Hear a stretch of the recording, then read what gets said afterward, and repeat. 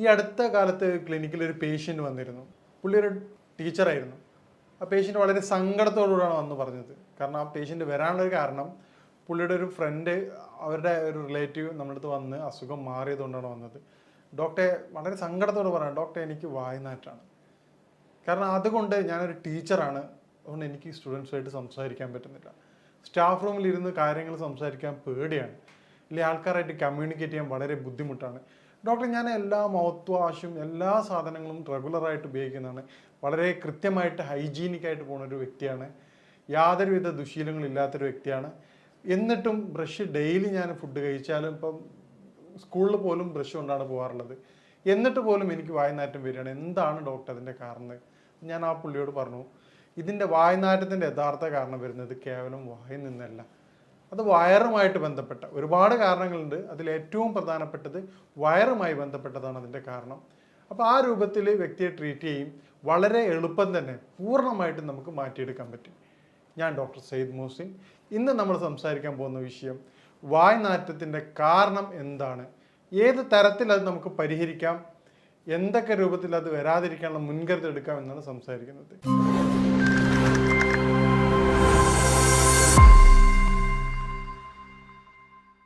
വായ്നാറ്റത്തിൻ്റെ ഏറ്റവും പ്രധാനപ്പെട്ട കാരണം കൃത്യമായ രൂപത്തിലുള്ള ദഹനക്കുറവാണ്. ദഹനക്കുറവ് കാരണം വായ്നാറ്റുള്ള വ്യക്തികളെ നമ്മൾ പരിശോധിക്കുകയാണെങ്കിൽ 90% രോഗികളും അവർ കഫവുമായി ബന്ധപ്പെട്ട രോഗികളായിരിക്കും. അവർക്ക് കഫത്തിൻ്റെ ബുദ്ധിമുട്ട് ഉണ്ടാവാറുണ്ട്. കഫത്തിൻ്റെ വർധനവ് ശരീരത്തിൽ ദഹന പ്രക്രിയ അത് വളരെയധികം വീക്കാക്കും. ഈ രൂപത്തിൽ വീക്കാകുന്നതോടുകൂടി കൃത്യമായ ദഹനമില്ലായ്മയും പിന്നീട് ആ കഫം അവിടെ കിടക്കുന്നുണ്ടാകുന്ന സ്മെല്ലാണ് യഥാർത്ഥത്തിൽ വായ്നാറ്റായിട്ട് പുറത്തു വരുന്നത്. ഇത് നമ്മൾ കേവലം മൗത്ത് വാഷ് ഉപയോഗിക്കുമ്പോൾ ഏറ്റവും പ്രധാനപ്പെട്ട പ്രശ്നം എന്നാണ് നോർമലി മൗത്ത് വാഷിൻ്റെ ഏറ്റവും പ്രധാനപ്പെട്ട ഒരു കണ്ടന്റ് ആൽക്കഹോളാണ്. ഈ ആൽക്കഹോൾ ഉപയോഗിക്കുന്നതുകൊണ്ട് ഈ കണ്ടന്റ് ബേസ് സാധനം നമ്മുടെ നോർമൽ ബാക്ടീരിയയുടെ ബുദ്ധിമുട്ടും മൗത്ത് ഡ്രൈ ആക്കുകയും ചെയ്യും. ഇത് വായ്നാറ്റത്തിനെ വളരെയധികം ത്വരിതപ്പെടുത്തുകയാണ് വേറെ തരത്തിൽ ചെയ്യുക. ടെമ്പററി സൊല്യൂഷൻ എന്നുള്ള അടിസ്ഥാനത്തിൽ ആ ഒരു സമയത്ത് മാത്രം മാറ്റം ഉണ്ടാകുകയും, അപ്പോൾ ഈ തരത്തിൽ കൃത്യമായ രൂപത്തിൽ ചെയ്യുന്ന വ്യക്തികൾ ഈ രൂപങ്ങൾ സ്വീകരിക്കുമ്പോൾ അത് ഗുണത്തേക്കാളേറെ ദോഷമാണ് ഉണ്ടാവുക. അപ്പോൾ എന്താണ് അതിൻ്റെ കാരണങ്ങൾ എന്ന് നമുക്ക് പരിശോധിക്കാം. മേൽ പറഞ്ഞതുപോലെ ഈ കഫത്തിൻ്റെ ബുദ്ധിമുട്ട് ഉണ്ടാക്കുന്നതിൻ്റെ കാരണമായിട്ടുള്ള കൃത്യമായ സമയത്തല്ലാതുള്ള കുളികൾ, പിന്നീട് ഈ കഫത്തിൻ്റെ പ്രയാസങ്ങൾ വരുമ്പോൾ ശരീരത്തിൽ ഉദാഹരണത്തിന് ഏറ്റവും പ്രധാനമായിട്ട് കണ്ടുവരുന്ന പ്രശ്നമാണ് അലർജി. ഈ ബുദ്ധിമുട്ടുള്ള ആൾക്കാർക്ക് ഒരു 70 to 80% പേഷ്യൻസ് പറഞ്ഞാൽ ഡോക്ടർ എനിക്ക് തുമ്മലിൻ്റെ ബുദ്ധിമുട്ടുണ്ട്, അല്ലെങ്കിൽ എനിക്ക് മൂക്കൊലിപ്പിൻ്റെ പ്രയാസമുണ്ട്, തലവേദനയുണ്ട്, അസിഡിറ്റി പോലെ തന്നെ എനിക്ക് ഏറ്റവും പ്രധാനപ്പെട്ട ബുദ്ധിമുട്ടാണ് ഡോക്ടറെ വളരെയധികം കഫത്തിൻ്റെ, കാരണം തല കുനിക്കുന്ന സമയത്ത് തലക്കനം വരികയാണ്. അപ്പോൾ കഫത്തിൻ്റെ ബുദ്ധിമുട്ട് എന്തൊക്കെയാണ് ശരീരത്തിൽ കാണിക്കുന്നത് ആ എല്ലാവിധ ലക്ഷണങ്ങളും ആ വ്യക്തി പറയുകയാണ്. അപ്പോൾ ഈ കാര്യം നമ്മൾ പറയുമ്പോഴാണ് അവർ പറയുന്നത് ഡോക്ടർ ഇതെനിക്കുണ്ട്. അപ്പോൾ കഫം വരാതിരിക്കാൻ എന്തൊക്കെ ശ്രദ്ധിക്കുക എന്നുള്ളത് നോക്കുകയാണെങ്കിൽ നമുക്ക് വായ്നാറ്റം ഒരുവിധം വരെ നമുക്ക് പരിഹരിക്കാം. അതിനുള്ള മാർഗ്ഗങ്ങൾ നമ്മൾ അവസാനം വിശദമായിട്ട് വിശദീകരിക്കുന്നതാണ്. ഇനി മറ്റൊരു പ്രധാനപ്പെട്ട കാരണമാണ് കോൺസ്റ്റിപ്പേഷൻ. കൃത്യമായ ശോധനയില്ലായ്മ വായ്നാറ്റത്തിൻ്റെ മറ്റൊരു പ്രധാനപ്പെട്ട കാരണമാണ്. കാരണം ഇന്നത്തെ ലൈഫ് സ്റ്റൈൽ കൊണ്ട്, കൃത്യമായ ഉറക്കക്കുറവില്ലാത്തത് കൊണ്ട്, രാത്രി വളരെ വൈകിട്ട് ഉറങ്ങുകയും രാവിലെ ലേറ്റായിട്ട് എഴുന്നേൽക്കുകയും ചെയ്യുന്നതിലൂടെ ദഹന പ്രക്രിയ വളരെ കുറവാണ്. ഇതേ രൂപത്തിൽ തന്നെയാണ് ഹൈ കലോറി ഫുഡ്. നമ്മൾ കഴിക്കണ ഭക്ഷണം, ഉദാഹരണത്തിന് നമുക്ക് ആവശ്യത്തിലധികമുള്ള കലോറി ഫുഡാണ് ഇന്ന് കഴിക്കുന്നത്. ജങ്ക് ഫുഡായിട്ടായാലും മറ്റെല്ലാ രൂപത്തിലേക്ക് കഴിഞ്ഞാൽ, ഇപ്പം ജങ്ക് ഫുഡ് മാത്രമല്ല, നമ്മൾ പൊതുവേ ഡോക്ടേഴ്സ് കുറ്റപ്പെടുന്ന കാര്യമാണ് ജങ്ക് ഫുഡ് കുറ്റപ്പെടുത്തേണ്ട വേണം, യാതൊരു സംശയമില്ല. പക്ഷേ നമ്മൾ അറിയാതെ സൈഡിലൂടെ സംഭവിക്കുന്ന വേറൊരു കാര്യമുണ്ട്, അത് എണ്ണ പലഹാരങ്ങളാണ്. നമ്മൾ കഴിക്കുന്ന ഒരു സമൂസയൊക്കെ കഴിച്ചാൽ നോർമലി അതിൻ്റെ കലോറിക് വാല്യൂ എന്ന് പറഞ്ഞു കഴിഞ്ഞാൽ ഒരു 3 to 4 കിലോമീറ്റർ സഞ്ചരിക്കാനുള്ള എനർജി ഒരു സമൂസയിലൂടെ കിട്ടുന്നുണ്ട്. ഈ തരത്തിൽ നമ്മൾ ചായ കുടിക്കുന്ന സമയത്ത് 3-4 സമൂസ അല്ല 2-3 സമൂസ കഴിച്ച് ആ വ്യക്തി വരെ ബൈക്കിലാണ്, ആ തൊട്ടടുത്ത ഓഫീസ് പോയിട്ട് വീണ്ടും വെറുതെ ഇരിക്കുകയാണ്. പിന്നീട് കഴിക്കുന്ന ബർഗർ, അതുപോലെ ഓരോ ഫുഡ് കഴിക്കുന്നത് ഹൈ കലോറി ഫുഡാണ്. ഇത് നമ്മുടെ ബാലൻസിങ് ഇൻ ആൻഡ് ഔട്ടിൻ്റെ റേഷ്യോ യാതൊരുവിധ പൊരുത്തപ്പെടാത്ത രൂപത്തിലേക്ക് മാറുകയാണ്. ഇത് നമ്മുടെ ഫുഡ് സ്റ്റൈൽ മാറുന്നതോടുകൂടി കൃത്യമായ ഫിസിക്കൽ മൂവ്മെൻറ്റ്സ് ഇല്ലാത്ത അവസ്ഥ, നേരത്തെ പറഞ്ഞ പോലെ സഡൻഡറി ലൈഫ് സ്റ്റൈലിൻ്റെ കാരണമായിക്കൊണ്ട് വൈകി ഉറങ്ങി എഴുന്നേൽക്കുന്ന വ്യക്തി രാവിലെ കുളിച്ച് എഴുന്നേറ്റ് ഉടനെ ബൈക്കോ കാറോ എടുത്തിട്ട് ഓഫീസിലേക്ക് പോവാണ്. പിന്നീട് ഇതേപോലെയാണ് വൈകിട്ട് വരുന്നത്. കൃത്യമായ വ്യായാമത്തിന് സമയം അവർ കിട്ടാറില്ല. പിന്നെ ഓഫീസ് ഡോർ ടു ഡോറാണ്. ഫിസിക്കൽ മൂവ്മെൻറ്റ്സ് വളരെ കുറവാണ്. ഉദാഹരണത്തിന് പണ്ടൊക്കെ ട്രെയിനിൽ പോകുന്ന വ്യക്തികളാണെങ്കിൽ കുഴപ്പമില്ല, സ്റ്റേഷൻ നടക്കുന്ന ബുദ്ധിമുട്ടുണ്ടായിരുന്നു. നടക്കാനുള്ളൊരു ടൈം പോലും നമുക്ക് ഫിസിക്കൽ ആക്ടിവിറ്റീസ് കിട്ടാറുണ്ട്. ഇന്ന് സ്റ്റേഷനിലായാലും എല്ലാം നമുക്ക് ബൈക്ക് അല്ലെങ്കിൽ ഡോർ ടു ഡോറാണ്, കാറോ ബൈക്കോ കാര്യങ്ങളാണ് 90% പീപ്പിൾസ് ഉപയോഗിക്കുന്നത്. ഇത്തരത്തിൽ ഫിസിക്കൽ മൂവ്മെൻറ്റ്സ് കുറയുമ്പോൾ ശരീരത്തിൽ കോൺസ്റ്റിപ്പേഷൻ വന്ന് കണ്ടുവരാറുണ്ട്.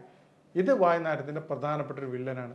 അപ്പം നിങ്ങൾക്ക് ഈ കോൺസ്റ്റിപ്പേഷൻ കൊണ്ടാണ് വായുനാറ്റം വരുന്നത്. വായുനാറ്റമുള്ള വ്യക്തികൾ കോൺസ്റ്റിപ്പേഷൻ അടിയന്തരമായിട്ട് ക്ലിയർ ചെയ്യേണ്ടതാണ്. അപ്പോൾ കോൺസ്റ്റിപ്പേഷൻ ക്ലിയർ ചെയ്യേണ്ട കാര്യം നമ്മൾ അവസാനം വിശദമായിട്ട് സംസാരിക്കുന്നുണ്ട്. പിന്നീട് ഉണ്ടാവുന്ന ഏറ്റവും പ്രധാനപ്പെട്ട ഒരു കാര്യമാണ് DNS, ഡീവിയേറ്റഡ് നാസൽ സിസ്റ്റം. മൂക്ക് വളഞ്ഞിട്ടുള്ള പേഷ്യൻസിന് വായുനാറ്റം കണ്ടുവരാറുണ്ട്. തുടർച്ചയായിട്ടുള്ള സൈനസൈറ്റിസ്, നേരത്തെ പറഞ്ഞ കഫത്തിൻ്റെ ബുദ്ധിമുട്ടുണ്ടാവുന്ന സൈനസൈറ്റിസ് ഉള്ള ബുദ്ധിമുട്ടുള്ള സൈനസ് ഇൻഫ്ലമേഷൻ ഉള്ള പേഷ്യൻസിന് ഈ പറഞ്ഞ വായുനാറ്റം വളരെ കോമൺ ആയിട്ട് കണ്ടുവരാറുണ്ട്. ഈ പറയുന്ന കാരണങ്ങളുള്ള വ്യക്തികൾ അതാത് കാരണങ്ങൾ ക്ലിയർ ചെയ്യാത്തിടത്തോളം കാലം നിങ്ങളെ ഈ അസുഖം നമുക്ക് പൂർണ്ണമായിട്ടും മാറ്റിയെടുക്കാൻ പറ്റാറില്ല. അതുകൊണ്ടാണ് പറഞ്ഞത്, ആ വന്ന പേഷ്യൻസിൻ്റെ തൊട്ട് മുമ്പ് അവർ റെഫർ ചെയ്ത പേഷ്യൻസിൻ്റെ അസുഖം വയറിൻ്റെ ബുദ്ധിമുട്ടായിരുന്നു. പക്ഷേ ഈ പറഞ്ഞ ടീച്ചറുടെ ബുദ്ധിമുട്ട് എന്താണെന്ന് കഫത്തിൻ്റെ ബുദ്ധിമുട്ടായിരുന്നു. അതുകൊണ്ടാണ് ഓരോ വ്യക്തികൾക്കും വ്യത്യസ്ത തരത്തിലാണ് അതിൻ്റെ രോഗകാരണം ഉണ്ടാകുന്നത്. ഈ രോഗകാരണങ്ങൾ മനസ്സിലാക്കാതെ നമ്മൾ ട്രീറ്റ് ചെയ്യുകയാണെങ്കിൽ അത് പൂർണ്ണ അർത്ഥത്തിലുള്ള ട്രീറ്റ്മെൻറ്റ് ആകില്ല. പിന്നീട് വരുന്ന കാര്യമാണ് സ്മോക്കിംഗ്. സ്മോക്കിങ് വായുനാറ്റത്തിൻ്റെ ഒരു പ്രധാനപ്പെട്ട ഘടകമാണ്. കാരണം അത് കൃത്യമായിട്ടുള്ള ഗ്യാസ്ട്രിക് പ്രോബ്ലം ക്രിയേറ്റ് ചെയ്യും. അത് പിന്നീട് ഇൻഡൈജഷനിലേക്ക് മാറുകയും ചെയ്യാറുണ്ട്. പിന്നീട് വരുന്നൊരു കാരണമാണ് സ്നീസിങ്, അലർജി, തുമ്മൽ. തുമ്മൽ നേരത്തെ പറഞ്ഞ പോലെ എന്തുകൊണ്ടാണെന്ന് വായുനാറ്റത്തെ കാരണം എന്ന് പറഞ്ഞാൽ തുമ്മലുള്ള വ്യക്തികൾക്ക് കഫം വർദ്ധിക്കുകയും പിന്നീട് അത് ബോഡിയിൽ ദഹന സംവിധാനം കുറയ്ക്കുകയാണ് ചെയ്യാറുള്ളത്. നേരത്തെ പറഞ്ഞാൽ പിന്നീടുള്ള കുറേ കാര്യങ്ങളാണ് നമ്മുടെ സഡൻഡറി ലൈഫ് സ്റ്റൈൽ മാറ്റുകയാണെങ്കിൽ നമുക്ക് വായുനാറ്റം ഒരു പരിധി വരെ തടയാവുന്നതാണ്. സഡൻഡറി ലൈഫ് സ്റ്റൈൽ ഏറ്റവും പ്രധാനമാണ്. ഫുഡും കൂടെ അതിൻ്റെ ഭാഗമാണ്. കാരണം നമ്മൾ ഹെവി ഫുഡ് കഴിക്കുകയും രാത്രി കാലങ്ങളിൽ നമുക്ക് ഈ പറഞ്ഞതുപോലെ സലാഡ് ഐറ്റംസ് കഴിച്ചിട്ടില്ലെങ്കിൽ അത് പിന്നീട് കോൺസ്റ്റിപ്പേഷൻ കാര്യങ്ങളും മാറാറുണ്ട്. അതും വായുനാറ്റത്തിൻ്റെ പ്രധാനപ്പെട്ട ഒരു കാരണമാണ്. ഇനി വായുനാറ്റം എന്താണെന്നും എന്താണ് അതിൻ്റെ പ്രതിവിധികളെന്നും നമുക്ക് പരിശോധിക്കാം. ഈ കോൺസ്റ്റിപ്പേഷൻ പോലെ തന്നെ കഴിഞ്ഞിട്ടുള്ള പിന്നീടുള്ള പ്രധാനപ്പെട്ട ഒരു അസുഖമാണ്, അത് പൊതുവെ സ്ത്രീകളിലാണ് കണ്ടുവരാറുള്ളത്, വെള്ളപ്പൊക്ക്, വൈറ്റ് ഡിസ്ചാർജ്. ഈ വൈറ്റ് ഡിസ്ചാർജ് ഉള്ള വ്യക്തികൾക്ക് പ്രധാനമായിട്ടും ശരീരത്തിന് ചൂട് കൂടുതലായിട്ട് അനുഭവപ്പെടാറുണ്ട്. ഈ ചൂട് അനുഭവപ്പെടുമ്പോൾ അത് ശരീരത്തിൻ്റെ ദഹന പ്രക്രിയ വളരെയധികം വീക്കാക്കാറുണ്ട്. ഇതാണ് ഇൻഡൈജഷനായിട്ട് മാറുകയും പിന്നീട് വായുനാറ്റം. ചില പേഷ്യൻസ് പറയാറുണ്ട്, ഡോക്ടറെ സങ്കടത്തോടുകൂടെ പറയാം, ഡോക്ടറെ എൻ്റെ മകളും പിന്നെ ഭർത്താവൊന്നും എന്നോട് ഈ പ്രശ്നം പറഞ്ഞിട്ടുണ്ടായിരുന്നില്ല, എൻ്റെ കൂടെ ജോലി ചെയ്യുന്നവരാണ് ഈ പ്രയാസം പറഞ്ഞത്. അപ്പോൾ എനിക്ക് പറയാനുള്ളത്, നിങ്ങളുടെ വീട്ടിലുള്ള ആൾക്കാർ പറഞ്ഞ് സപ്പോർട്ട് ചെയ്യേണ്ടതാണ്. കാരണം പുറത്തുനിന്നുള്ളൊരു വ്യക്തിയെ പറഞ്ഞ് അറിയിക്കുമ്പോൾ അവർക്ക് വളരെയധികം പ്രയാസം ഉണ്ടാവാറുണ്ട്. മേൽപ്പറഞ്ഞ കാരണങ്ങൾ നമ്മൾ പരിശോധിക്കുകയാണെങ്കിൽ നമുക്ക് വായുനാറ്റം എന്നുള്ള കാര്യം നമുക്ക് പൂർണ്ണമായിട്ടും മാറ്റിയെടുക്കാവുന്നതാണ്. ഇനി എങ്ങനെ നമുക്ക് വായുനാറ്റങ്ങൾ നേരിടാം എന്നുള്ളതാണ്. വായുനാറ്റത്തിൻ്റെ ഏറ്റവും പ്രതിവിധിയായിട്ട് പറഞ്ഞത് കാരണങ്ങൾ അറിഞ്ഞു. ഉദാഹരണത്തിന് ഇപ്പം വ്യത്യസ്തമായ രൂപത്തിലാണ് അതിൻ്റെ എഫക്റ്റ് ചെയ്യണത്. നേരത്തെ പറഞ്ഞ ഏറ്റവും പ്രധാനമായിട്ട് കാരണം കഫത്തിൻ്റെ ബുദ്ധിമുട്ടാണ്. ശരീരത്തിൽ കഫത്തിൻ്റെ പ്രയാസമുള്ള വ്യക്തികൾ, ഓരോ വ്യക്തികൾക്കും നേരത്തെ പറഞ്ഞ കാരണം കൃത്യമായിട്ട് നിങ്ങൾ ഐഡൻറ്റിഫൈ ചെയ്യേണ്ടതാണ്. എന്നാൽ മാത്രമേ ഇത് നമുക്ക് പൂർണ്ണമായിട്ട് പരിഹാരം ലഭിക്കുകയുള്ളൂ. അപ്പോൾ കഫത്തിൻ്റെ ബുദ്ധിമുട്ടുള്ള പേഷ്യൻ്റ് ആണെങ്കിൽ അവർ കൃത്യമായിട്ട് ചെയ്യേണ്ടത് രാവിലെ വെറും വയറ്റിൽ 1/2 ടീസ്പൂൺ തേനിനകത്ത് ഒരു 1 ഗ്രാം ചുക്ക് നിർബന്ധമായിട്ട് കഴിക്കേണ്ടതാണ്. അതുപോലെ തന്നെ പിന്നെ നമ്മുടെ കുളിയുടെ സമയം കൃത്യമായിട്ട് പരിശോധിക്കേണ്ടതാണ്. 11 മണിക്ക് ശേഷം തല കുളിക്കാതിരിക്കാൻ പ്രത്യേകം ശ്രദ്ധിക്കണം. ഈ 2 കാര്യങ്ങൾ ചെയ്യുന്നതിലൂടെ കഫത്തിൻ്റെ ബുദ്ധിമുട്ടുള്ള വ്യക്തികളുടെ പ്രയാസങ്ങൾ നമുക്ക് ഒരു പരിധി വരെ തടയാൻ സഹായിക്കാറുണ്ട്. ഇതുപോലെ തന്നെ അവർ ഉപയോഗിക്കുന്ന വെളിച്ചെണ്ണ, ഏത് ഹെയർ ഓയിൽ ഉപയോഗിക്കുകയാണെങ്കിലും അതിൽ 1-2 വെളിച്ചെണ്ണയിൽ 1-2 കുരുമുളക് കൂടി ഇട്ടതിന് ശേഷം ഉപയോഗിക്കുകയാണെങ്കിൽ അത് കഫത്തിൻ്റെ ഇറക്കം വളരെ ഫലപ്രദമായിട്ട് തടയാൻ സഹായിക്കുന്നതായിട്ട് കണ്ടുവരാറുണ്ട്. പിന്നീട് നമ്മൾ കോൺസ്റ്റിപ്പേഷനുള്ള പേഷ്യൻസിനാണെങ്കിൽ രാത്രി നിർബന്ധമായിട്ടും നിങ്ങൾ സലാഡ് ഉപയോഗിക്കേണ്ടതാണ്. അതുപോലെ തന്നെ നിങ്ങൾ സലാഡിൻ്റെ ഒപ്പം തന്നെ കക്കരി, പപ്പായ എന്നീ ഫ്രൂട്ട്സുകൾ ഉപയോഗിക്കുക. ഒരു വ്യക്തിക്ക് എന്ത് ഭക്ഷണം കഴിച്ചാലാണോ ദഹനത്തിന് സഹായിക്കുന്നത് ആ ഭക്ഷണ സാധനങ്ങൾ നിർബന്ധമായി ഉൾപ്പെടുത്തേണ്ടതാണ്. എല്ലാ വ്യക്തികളും നിർബന്ധമായിട്ടും 1/2 മണിക്കൂറെങ്കിലും ഫിസിക്കൽ മൂവ്മെൻറ്റ്സ് നിർബന്ധമായിട്ട് ചെയ്യേണ്ടതാണ്. കാരണം ഫിസിക്കൽ മൂവ്മെൻറ്റ് ശരീരത്തിൻ്റെ വളരെയധികം അത്യാവശ്യമായിട്ടുള്ള ഘടകമാണ്. ഇന്നത്തെ എല്ലാ ലൈഫ് സ്റ്റൈൽ ഡിസോർഡേഴ്സിൻ്റെയും അടിസ്ഥാന കാരണം ഫിസിക്കൽ മൂവ്മെൻറ്റ്സിൻ്റെ കുറവാണ്. പിന്നീട് നമുക്ക് ചെയ്യാൻ പറ്റുന്ന കാര്യമാണ് നേരത്തെ പറഞ്ഞ പോലെ വൈറ്റ് ഡിസ്ചാർജ് ഉള്ള സ്ത്രീകളിൽ, വയറിന് ബുദ്ധിമുട്ടുള്ള സ്ത്രീകളിൽ നമുക്ക് ചെയ്യാൻ പറ്റുന്ന കാര്യമാണ് തേൻ നെല്ലിക്ക. വയറിൽ ചൂട് കുറച്ച് തണുപ്പാക്കി മരുന്ന്, തൈര് ധാരാളം ഉപയോഗിക്കാവുന്നതാണ്. അതുപോലെ തന്നെ ജീരകത്തിൻ്റെ വെള്ളം, ഉച്ചയ്ക്ക് ഭക്ഷണം കൊണ്ടുപോകുന്നൊപ്പം തന്നെ ജീരകത്തിൻ്റെ വെള്ളം കൊണ്ടുപോവുകയാണെങ്കിൽ അത് ഡൈജഷൻ വളരെ സുഗമമാക്കി അത് വായുനാറ്റത്തെ കുറച്ച് കണ്ടുവരാറുണ്ട്. ഇതുപോലെ നമുക്ക് സിമ്പിളായിട്ട് നാച്ചുറൽ മൗത്ത് വാഷായിട്ട് ഉപയോഗിക്കാൻ പറ്റുന്ന സാധനമാണ്. പിന്നെ ഇലാച്ചി, ഏലക്കായ 1-2 എടുത്തിട്ട് പ്രത്യേകം ശ്രദ്ധിക്കുക, പെപ്റ്റിസൈഡ് ഉപയോഗിച്ചതാണ് മാർക്കറ്റിൽ അവൈലബിൾ. അതുകൊണ്ട് അതിൻ്റെ പുറം ഭാഗം ഒഴിവാക്കിക്കൊണ്ട് കുരുക്കൾ മാത്രം ചവച്ചെടുക്കുന്നത് വളരെയധികം ഫലപ്രദമായിട്ട് കണ്ടുവരാറുണ്ട്. പണ്ട് കാലങ്ങളിൽ ആൾക്കാർ ഇരട്ടി മധുരം, ഒരു ചെറിയൊരു കഷ്ണം ഇരട്ടി മധുരം എടുത്തിട്ട് ഒരു ചെറിയൊരു പീസ് എടുത്ത് ഇടയ്ക്ക് വായിൽ വെച്ച് ചവക്കുന്നത് കഫത്തിൻ്റെ ബുദ്ധിമുട്ട് കുറയ്ക്കാൻ വളരെയധികം സഹായിക്കാറുണ്ട്. ഈ തരത്തിലൂടെ കൺട്രോൾ ചെയ്യുകയാണെങ്കിൽ നമുക്ക് വായ്നാറ്റം എന്നുള്ളത് വളരെ എളുപ്പം തന്നെ പൂർണ്ണമായിട്ട് മാറ്റിയെടുക്കാവുന്നതാണ്.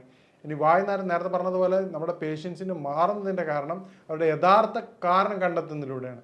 മേൽപ്പറഞ്ഞ കാരണങ്ങളിലൂടെ നമുക്ക് വായ്നാറ്റത്തിൻ്റെ കാരണം മനസ്സിലാക്കിക്കൊണ്ടാണ് നമ്മുടെ ക്ലിനിക്കുകളിൽ രോഗികളെ പരിശോധിച്ച് കൃത്യമായ ചികിത്സ കൊടുക്കുന്നത്. ഇതിലൂടെയാണ് നമുക്ക് പൂർണ്ണമായിട്ട് അത് മാറ്റം കൊടുക്കാമെന്ന്. അപ്പം നിങ്ങൾക്കും നിങ്ങളുടെ കാരണം കണ്ടെത്തിക്കൊണ്ട് പൂർണ്ണമായിട്ടും അതിൻ്റെ പരിഹാരം നേടുകയാണെങ്കിൽ നിങ്ങൾക്കും വായ്നാറ്റം പൂർണ്ണമായിട്ട് മാറ്റാവുന്നതാണ്. ഞാൻ പറഞ്ഞതുപോലെ എന്താണ് നിങ്ങളുടെ വായ്നാറ്റത്തിൻ്റെ കാരണം എന്നുള്ളത് നിങ്ങൾ കൃത്യമായിട്ട് മനസ്സിലാക്കുക. ഈ രൂപത്തിൽ മനസ്സിലാക്കിയിട്ട് അതിൻ്റെ പ്രതിവിധി തേടുകയാണെങ്കിൽ നിങ്ങളുടെ വായ്നാറ്റം നിങ്ങൾക്ക് പൂർണ്ണമായിട്ടും മാറ്റാവുന്നതാണ്. ഇനി ഇതുമായിട്ട് ബന്ധപ്പെട്ട സംശയങ്ങളും കാര്യങ്ങളും നിങ്ങൾക്ക് ബന്ധപ്പെടാവുന്നതാണ്. ഇനി മറ്റൊരു വിഷയമായിട്ട് കാണാം. നന്ദി.